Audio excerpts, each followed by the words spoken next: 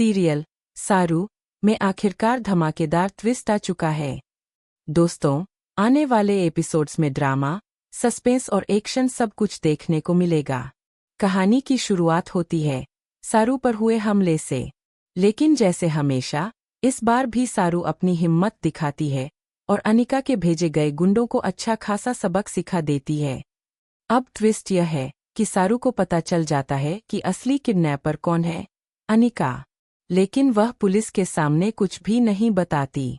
बाद में वह अनिका से साफ साफ कहती है, तू चाहे जितना हाथ पर चोट कर ले, लेकिन वो कांटे का निशान मिट नहीं सकता, और मुझे पता है किडनैपर तू ही है।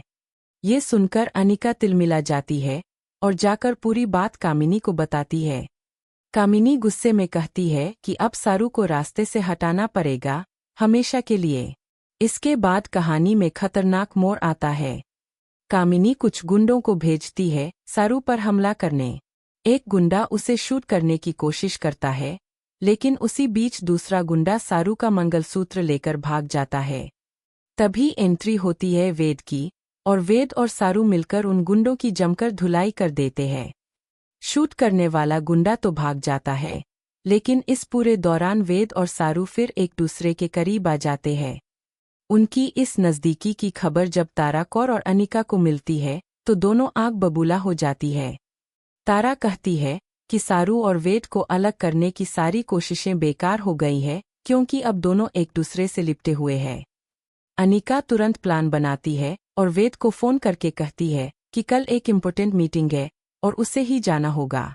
वेद मन नहीं होते हुए भी वहां जाने का फैसला करता है, जिससे सारू अकेली रह जाती है। और जैसे ही सारू अकेली पड़ती है, वही हमला फिर से होता है। वह गुंडा वापस आता है और इस बार चाकू से सारू पर वार कर देता है। अब सवाल ये है, क्या सारू खुद को बचा पाएगी? क्या वेद वापस आकर सारू को बचाएगा? और क्या इस हमले के बाद वेद और सारू हमेशा के लिए एक हो पाएंगे? दोस्तों, आने वाला ट्विस्ट एकदम धमाकेदार होने वाला है। आप कितने एक्साइटेड हैं?